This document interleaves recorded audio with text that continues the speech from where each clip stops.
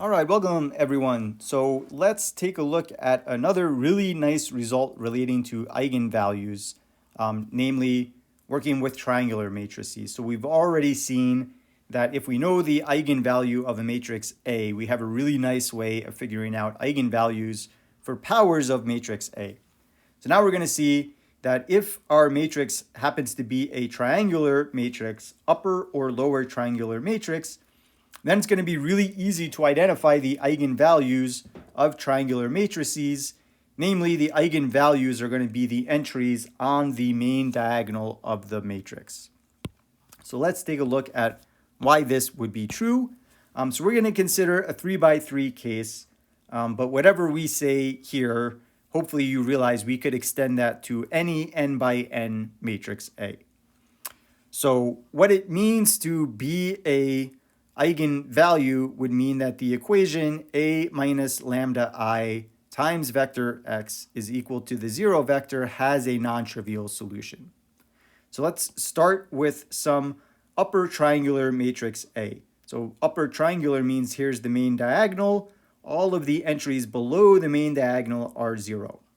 So I'm going to make this argument for a 3 by 3 matrix that's upper triangular. And hopefully you'll follow along and realize that this is going to apply for larger matrices, and the proof that we use is also going to apply for the case where A is a lower triangular matrix. So the entries above the diagonal would all be 0.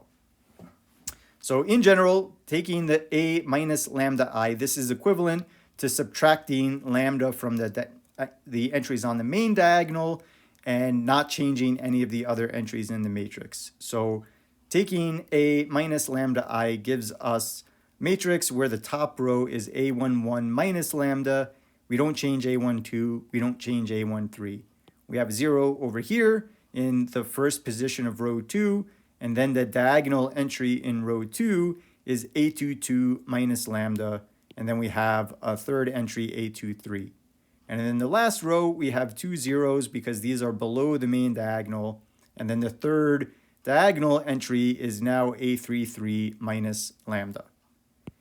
And we want to figure out any scalar lambda is going to be an eigenvalue if and only if there is some non-trivial solution to the homogeneous matrix equation A minus lambda times the identity matrix times vector x equals the 0 vector if this has a non-trivial solution. And so this matrix equation is going to have a non-trivial solution if the matrix A minus lambda I has at least one free variable. If this matrix has a pivot in every single column, then that means there would be a unique solution, just the trivial solution. And so if we set lambda equal to A11, then in this position over here, if lambda is equal to A11, then we would get a 0 in this entry, and suddenly we would see that we would not have a pivot in every column. The first column is all zeros. There's no pivot in that column. So if lambda is equal to A11, that means we have a free variable, and that means that there would be non-trivial solutions. So that would tell me that lambda equals A11 is actually one eigenvalue of this matrix.